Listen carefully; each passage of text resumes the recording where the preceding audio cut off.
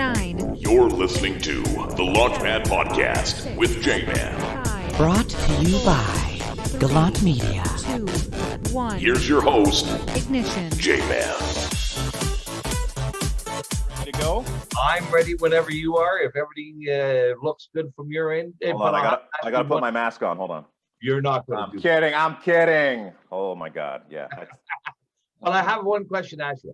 Sure. So what do you do other than play around on podcasts and the internet? Real world. I'm a former radio announcer of 17 years that got the itch to get back into media and be able to do it independently, which I'm sure you can have an appreciation for.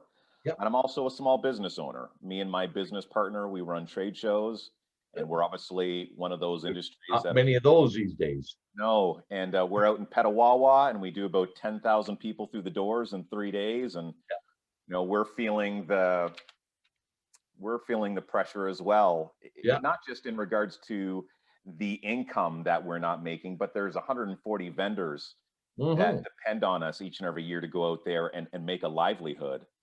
And not to be able to provide that platform for them right now is obviously really difficult for us as well.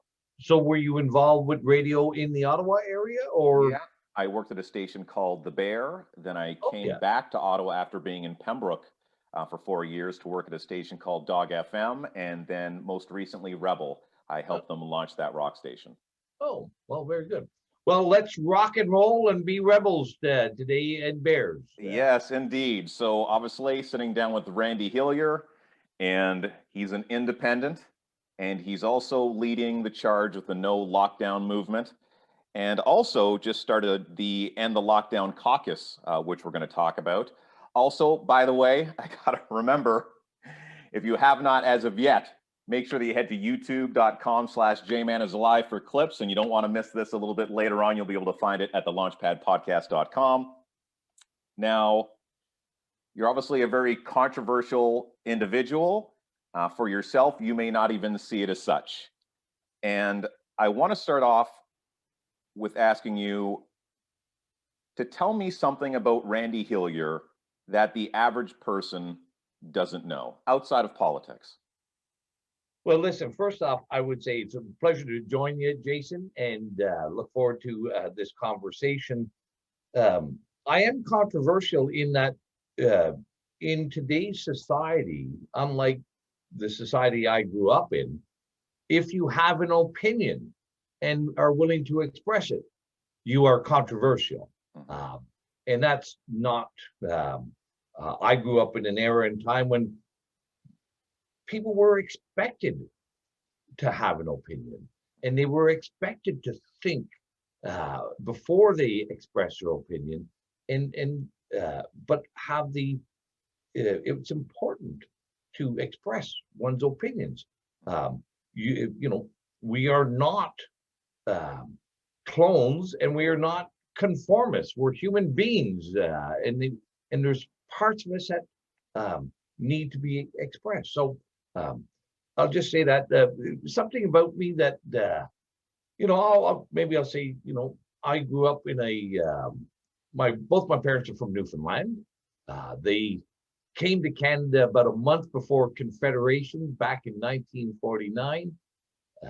Grew up in a family with 8 other brothers and sisters, and my dad became a TV repairman and opened up a little TV repair shop in Ottawa on MacArthur Road. You might be aware where that is, down near San Juan Boulevard. And 9 kids grew up in a 3-bedroom house with our TV repair shop attached to it. And that upbringing, I think, is what we know that required a lot of perseverance, a lot of determination, a lot of hard work and ambition, and love and compassion. And that's the start of me. Okay. And what would be the biggest misconception right off the top about who Randy Hillier is? Well, I think the biggest misconception is the distortions that we see within the media. I'll say to people, I've been elected 4 times in this riding of Lanark, Frontenac, and Kingston, often with well over 50% majorities. And in Lanark, Frontenac, Kingston, we have a lot of independent-minded, self-reliant entrepreneurs, farmers, mill owners, blue-collar workers. And for over 50% of those people to elect me over 4 different elections, I think we can say that my values align very closely with the values of the people of Lanark, Frontenac, and Kingston.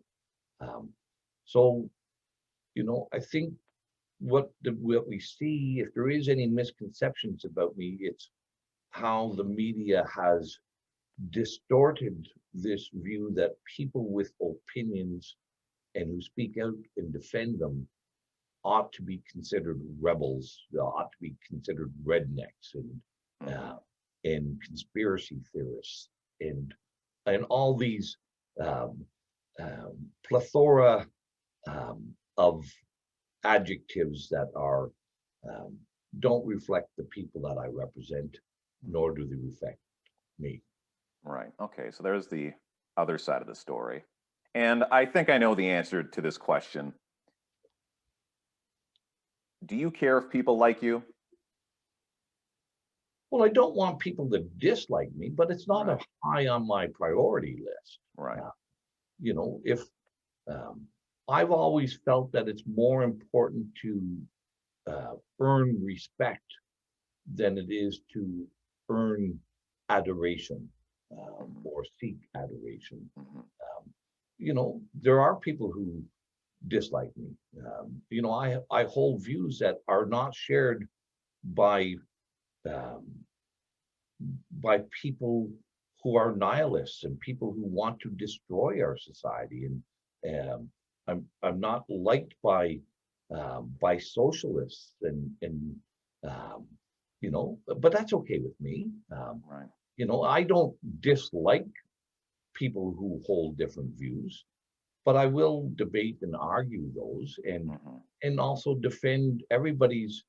I understand this fully well, that public policy and the creating of public policy and law requires a level of tension and adversity to be in competition with one another.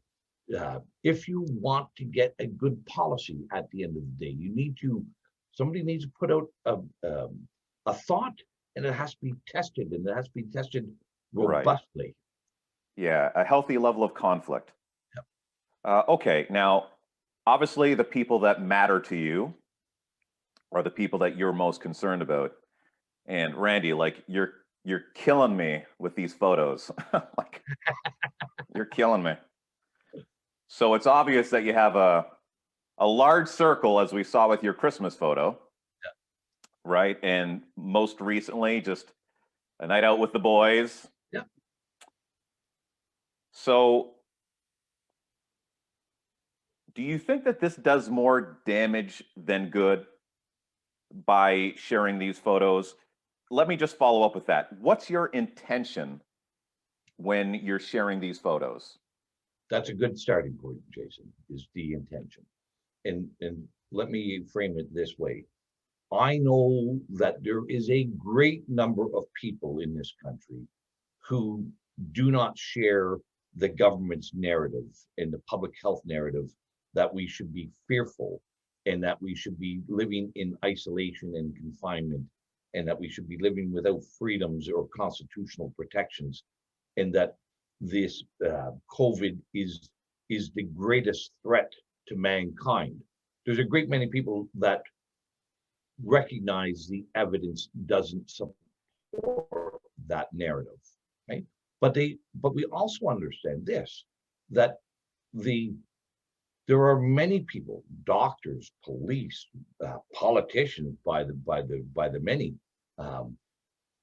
academics, teachers, who would like to speak out against this, but they're fearful of being marginalized at their work, or they're fearful of actually losing their job, or being kicked out of caucuses, and they're fearful of the slaying and the public shaming that the mainstream media and the trolls on social media will come at you.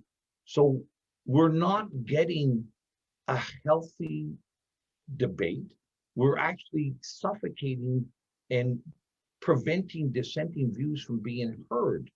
And that's what those pictures demonstrate, is what everybody else is doing, Jason, what so many people are doing. And I want them to have the courage to do similar and say, no, this is a free country, and I have the freedom to express myself.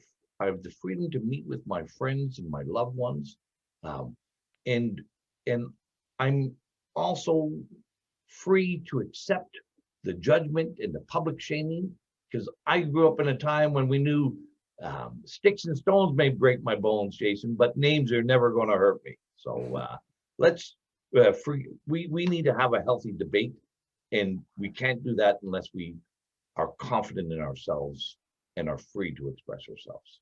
Okay, so one of the follow-up questions I was going to ask was, do you understand the anger? And you've expressed that you know why there's anger, because you just have a different view than would be considered the norm or conventional.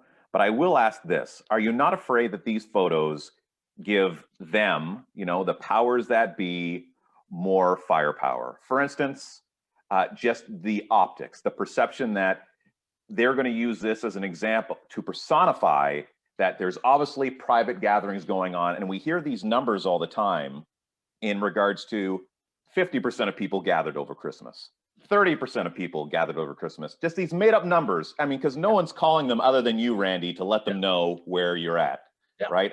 No one else is doing that. So I think what they do is that they're taking situations like this, and now these become the beacons as to the private gatherings and things of that nature.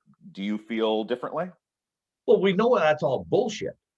Okay, Right. and let's call it for what it is. Okay. For 11 months or 10 months, I've been quite public and vocal about my opposition. I have attended multiple protests and gatherings, and I've shook hands and hugged and I've done all these things over the last year, and I still don't know a single person who has a single symptom from COVID.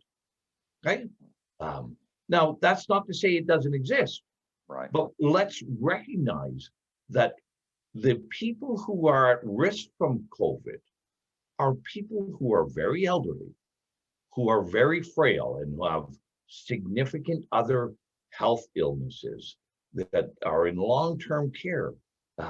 These people who are at risk from this respiratory virus. Not me, not you, not anybody who has come over to my house has ever reported back on any COVID symptoms or any positive cases. So I put that out. Just how bloody dangerous is this if I can do everything that I've done and still not have any symptoms, and nor anybody that I know. Okay. So let's move into the bigger picture, which is the no more lockdown movement as a whole. Yeah. Okay. And right off the top, looking through the major points of why we should not be in lockdowns, not a risk to most. That's right off the top. Inaccurate testing, which we also know to be true. Like, this is just factual stuff. This is not me picking sides. No.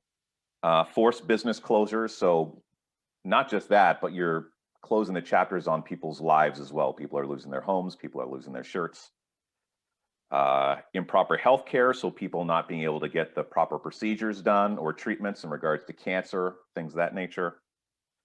It's treatable. It's not doomsday. I have echoed that in some of my statements. And then we get down to the rights, and we'll touch on the rights a little bit later on. What is the biggest misconception of the no more lockdown movement? What do you think might have someone back away from it that otherwise might move forward? Maybe you'd like to dispel something that you have seen popping up kind of like a myth. Well, I don't know if there's any misconceptions. There's obviously there's people on the opposing side that will distort things and whatnot. But let's start with this. I think factual component. And there's been many people, many credible, and the science is overwhelming here, that the lockdowns are causing far more injury, far more damage and harm to our society and to individuals than the virus. Okay. And we've seen this, everything from, Dr. Richard Chavez, the former medical officer of health, came out with a powerful letter a week or two about this. The Great Barrington Declaration. There's even the WHO themselves said that lockdowns should be the last resort. And we see this, the report out of Milton last week, where there's been 162% increase in suicide deaths. And there's just, and people who contact me, and again, the evidence is overwhelming, who are not getting needed medical attention. They're not getting in to see their family doctors. They're not getting the diagnostics done to do early interventions. And these are not people that are any risk to COVID, but their health is being impacted significantly. But I would also say, is the biggest thing for me is the damage that we're doing to our children. Okay, as somebody with 4 adult children, I have 6 grandchildren, and I hear from especially mothers so much, but from all quarters, like making little kids fearful of life, making them. And hearing these stories about little kids being preoccupied with death and preoccupied with the danger that they pose to their parents and their playmates, that they're having to wear masks because these little kids could kill others. And this is, I don't believe we'll ever be able to quantify the damage that we're doing to our youth, Jason. But it's hurtful. It's hurtful to see what we're doing, and and I haven't even touched on the economics of this as well. But that's there as well. I've talked to so many business owners whose businesses have been closed up, and I look back over my lifetime to what would have happened as a young child if the government came in and told my mom and dad that they couldn't open up their TV repair store and couldn't feed their 9 kids and couldn't feed and shelter them and couldn't pay for the mortgage. Like what would have happened to them? Right? What would have happened to? And so many people are in this very precarious position of wanting to be law-abiding, wanting to be respectful, but the government is preventing them from earning a living and providing for their families, while also terrorizing their children with these false fears, because the evidence is overwhelming again that kids and healthy people are not at risk. Right. It's overwhelming that masks are ineffective. We know that the myth of asymptomatic spread has been discredited through many peer-reviewed studies. So why are we doing all this damage to so many people in society? Right. Well, You know, Randy, I think part of the problem in regards to the masks is that there seems to be this split. And then it really just comes down to the individual to pick a side. There's some people that say masks work, and then now in the States they're saying wear 3. And then there's, just as qualified, if not more qualified individuals saying don't. Don't you find that the media is really confusing the message more than anything? oh, absolutely. And they're confusing the message because they won't allow an honest discussion on it. I was talking to an Ottawa doctor yesterday, Dr. Amani, and she was telling me about these children coming into their physicians with blisters and all kinds of facial scarring and health problems from wearing a mask. Um, and the doctors, because they're so fearful of being shamed, will not provide max exemptions to these little kids, even though it's abundantly apparent that the mask is causing significant harm. I have no problem if somebody wants to wear a mask, go ahead and wear a mask. But here's the flip side, the corollary to that, Jason, which I think is important for people to understand. And if you're out wearing a mask and you're a healthy man or woman or child, what you're doing is you're telling everybody else around you that you believe the government narrative, that you are dangerous, that others are dangerous. And that obedience, that acquiescence demonstrates that, well, yes, if you yourself agree that you're dangerous, well, then that justifies these further restrictions and lockdowns on everybody else. I've not worn a mask. I've not had any problems. My family doesn't wear a mask. I would never allow, and thankfully my daughter and son, they will not allow their children to wear a mask. As I said in that tweet, the other night with the picture, I'm not going to play these games, because at the end of the day, the risk that we are imposing on society with this harm is far too great to consider it a game. It's far too dangerous. Okay, so you just mentioned the social media, and I myself sometimes pose questions online that kind of dances right in the middle.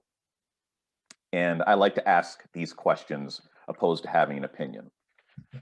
And I know how quickly one side or the other can jump on something that I say and distort it to where I have to kind of infuse myself and delegate. Now, obviously, you don't have the time to do that. It's much more vast. The stuff that you're doing is making it across the country, opposed to something that's just on my wall. And you had recently made a post, and the big word said, COVID is a hoax. And I was reading through the comments, and there were a lot of people that were like, yes, it's a hoax, etc. And we've already acknowledged that we don't think it's a hoax, that COVID is a thing. But with your social media reach and the things that you say, and with the deterioration of people's mental health in today's COVID landscape, are you in any way, shape, or form concerned that something that you might post might be twisted, maybe acted upon in a negative fashion, something of that nature? Well, first off, I would say there's hardly a thing that I post that isn't that some people won't distort or twist. And anybody who thinks that social media is the great medium of truth and accuracy in the comments on it or anything like that, that's just foolish. But let me just qualify this, because words are important. I retweeted somebody else's tweet, right? So And that was an image, I don't know exactly where it was, but it was an image of somebody had unfurled a banner across a bridge, so that people driving under the underpass would see this big banner that said, stop the government tyranny. COVID is a hoax, right? And there was other parts of that message as well. And people need to look at the whole message, and I would say, I know, and everybody I deal with knows, okay, we have a coronavirus. It's true. It's factual. It's here. And we already said this, and it's a threat, and it's a danger to very ill and elderly people. And it's not a threat to healthy people. It's not a threat to about 99% of the people. And our government has even said 80% of the people who present themselves with a positive PCR test have no symptoms whatsoever. And we also have had the deputy medical officer of health in Ontario say we have at least 50% false positives with the PCR test. These are facts. So what is a hoax is our government's response to COVID. That, and I know that may not be fully conveyed in a 10-letter banner, but what was important about that banner and why I retweeted it, Jason, is that it's a reflection of the public's dissatisfaction with the government response to COVID. And we're seeing it. People are being encouraged, people are being motivated, and they're rejecting the dogma, and they're rejecting the narrative, because these facts and the evidence and the data, the science tells us that what we're doing as a response to COVID is wrong. Okay? We're not actually following the science. We are following some public health bureaucrats. That's what we're following. Okay. The science is clear that what we're doing is wrong. Right. I think you definitely have a point in regards to where a lot of people feel the same, which is where government has kind of botched this. Like, the rules and regulations are one thing, but just how they've rolled this whole thing out, it's kind of, I guess, a little bit discouraging that we're 1 year through this and it doesn't seem like we're any further ahead than at any other point. We just keep on taking 2 steps back. And Neil Ferguson from the United Kingdom's Imperial College, the guy who came out with the original apocalyptic predictions. And just think about this for a moment. Like, according to his figures, we were going to have 350,000 deaths in Canada, from COVID last spring, and instead there are 20,000 deaths, not 350,000, and the 20,000 deaths with COVID mirror and are very similar to the same amount of deaths that we have every year from respiratory viruses, and the same mortality rate that we have every year. And we also know that our hospitalization rates are the same or less than every other year. But Neil Ferguson said this week in an interview is that we'll be doing this again. We're not coming out of this a year from now. He said we may have a marginal improvement in our freedoms a year from now, right? So governments are lying to people, and we should understand this. This 2 weeks, this temporary removal of our freedoms for 2 weeks to flatten the curve. And here we are near a year later, and they're still telling us it's only temporary. But now we have variants. Now we have the UK variant and the Brazil variant and the South American variant. And people need to realize if we don't speak up, this is a permanent and perpetual pandemic, right? Just as the federal government said in 1917, when they said we needed to bring in a temporary tax called an income tax to pay for the war, that's still with us today. And the old adage is there is nothing more permanent than a temporary government program, and we're facing that.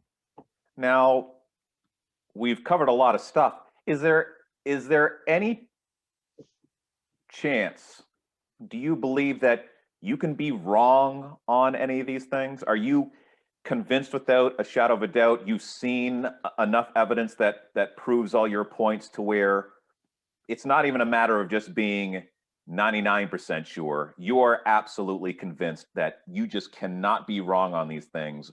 Or are you saying we just at least have to further the conversation? Well, first off, we need to have the conversation, Right. okay?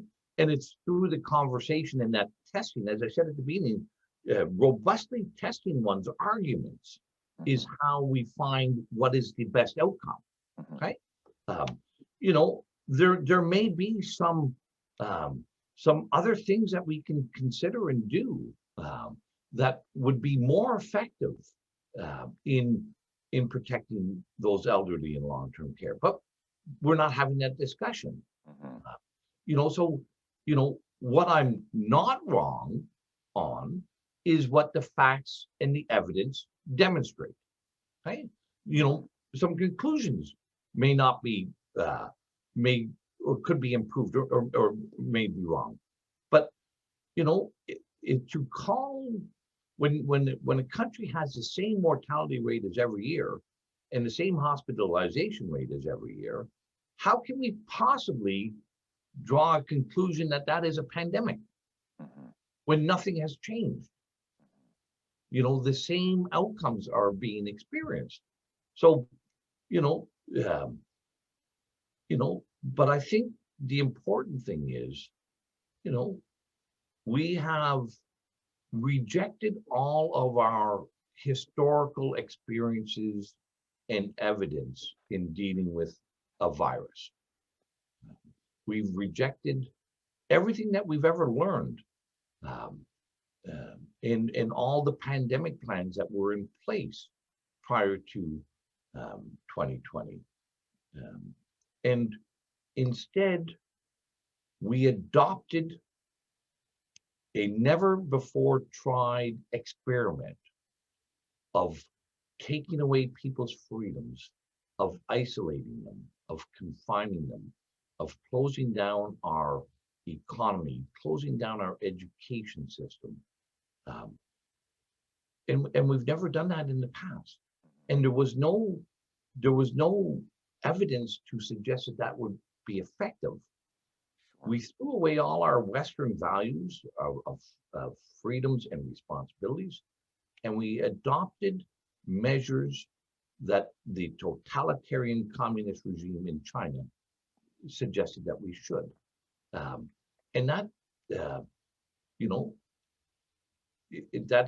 it's absolutely wrong. Colonel Redmond has put out some really powerful, he's retired colonel from the Canadian military, who has been very outspoken about how we threw away all our pandemic plans and adopted things that we know don't work. Okay. Now, there's one thing I want to touch on that was considered to be conspiracy at one point. And we seem to be having a lot of these types of things pop up over the past year. Things that were just kind of spoken of, they were tossed off to the side, and then all of a sudden they're right here in front of our face. And one of those would be the Great Reset. Yeah. And when I heard of it, I'm like, yeah, that sounds legit. And I know it's something that has been making the rounds at the World Economic Forum for many, many years, if not decades. And now it's starting to surface amongst a whole bunch of world leaders that are speaking out on it, even some saying that they won't participate in it. What is the knowledge that you yourself have about the Great Reset, and how real is it, in your opinion? Well, it, this may come as a shock to people, but there are a lot of people in this world, a lot of people in our country, a lot of people in your city who believe that world government, one government, would be better off than national governments and local governments. You know, they fundamentally and truly believe that. You know, I remember I had a science teacher back in the 1970s who thought there should only be one world government. So this is not, and the United Nations is the great proponent and mover of these thoughts. And just think, there's thousands and thousands, tens of thousands, and maybe hundreds of thousands of people who are engaged with the UN, who, you know, who advance these things through like Agenda 21 and the UN Declaration on Human Habitation, and you know, they keep coming out with all these things, and essentially this is the vehicle to promote socialism and collective thought, and a lot of them don't like capitalism. A lot of them don't like individual freedoms, and you know, and that's the form that they speak about. So, are there people that think that the Great Reset is good? I think if you listen to Justin Trudeau's comments, it sounds like he really wants to have the Great Reset, and you know, and this will be, and I think we can see this very clearly now after a year of COVID restrictions, Jason. There is a very significant transfer of wealth happening from the lower and middle classes and moving up. The wealth is being transferred. You know, our federal government last year took on an additional $400 billion in debt. Much of it created through bonds with Central Mortgage and Housing, and we're seeing huge increases in housing prices happening over the last year. Very that's not intuitive. You know, with the economy collapsing, we're seeing great increases in rising in real estate prices, and you know, we're moving into an era where it's going to become increasingly difficult, if not impossible, for people of moderate and lower incomes to ever think of having a house, and very much difficulty in having any housing.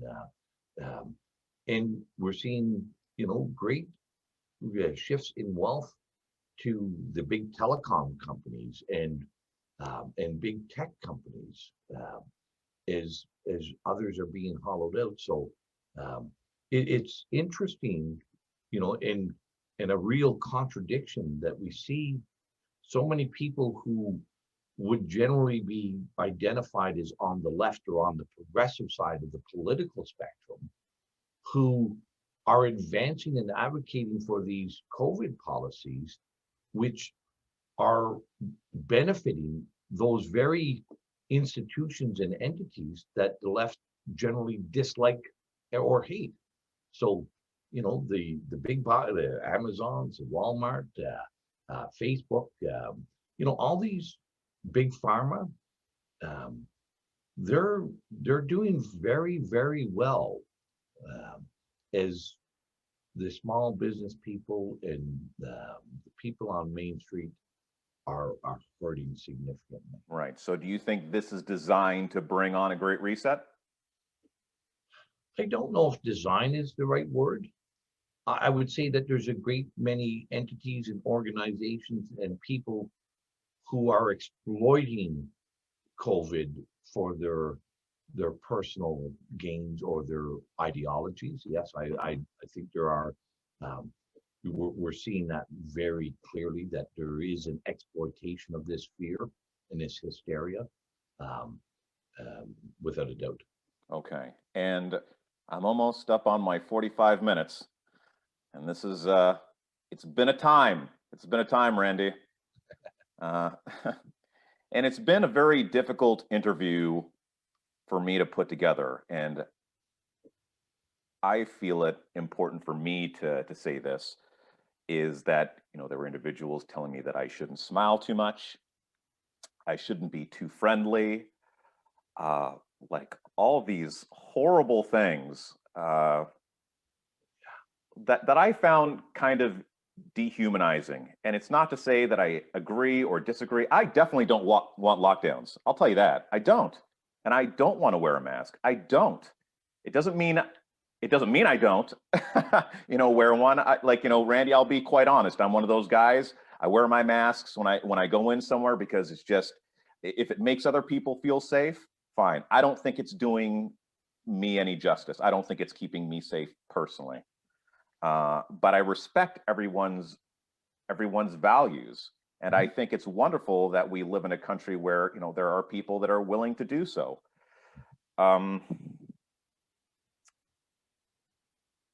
So I want to try to end on something positive.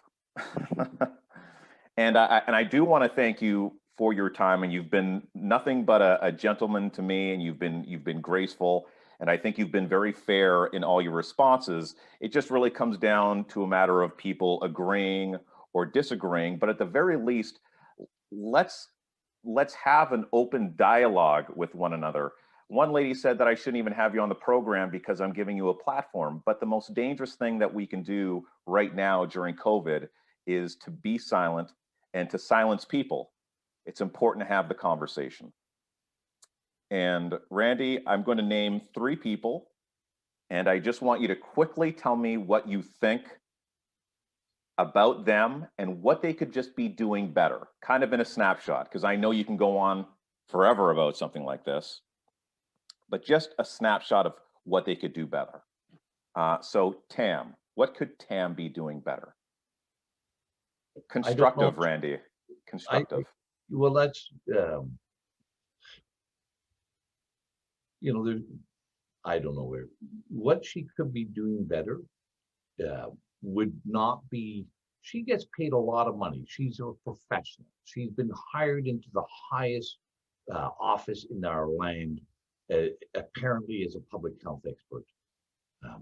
And I would say she should start listening to somebody else other than the WHO, and that she should start talking to actual doctors and actual people who are witnessing the harm of her policies. And I would add one more thing, that she could read the Charter of Rights and Freedoms and become knowledgeable about that. Okay. Doug Ford. Doug Ford is needs to remember that he is the premier of the province. Back in March of last year, he said, and this is on the record, we're going to take the advice of public health. He said, we will discuss it, but Dr. Williams and public health will make the decisions. That's an abdication of his role as premier. Dr. Williams should be providing the advice. The Legislative Assembly and the premier and the elected people need to be the ones who make the decisions. Okay. What could Trudeau do better? Stay in the cottage.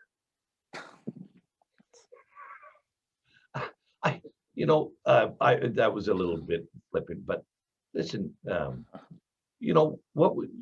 these are symptomatic, Jason, of what happens when a society elects people based on celebrity status and name recognition, or family lineage, or charisma, but have no substance to themselves. And I've been, I don't believe our prime minister has substance. But I did want to say, you mentioned something about people, about smiling and and there's people who,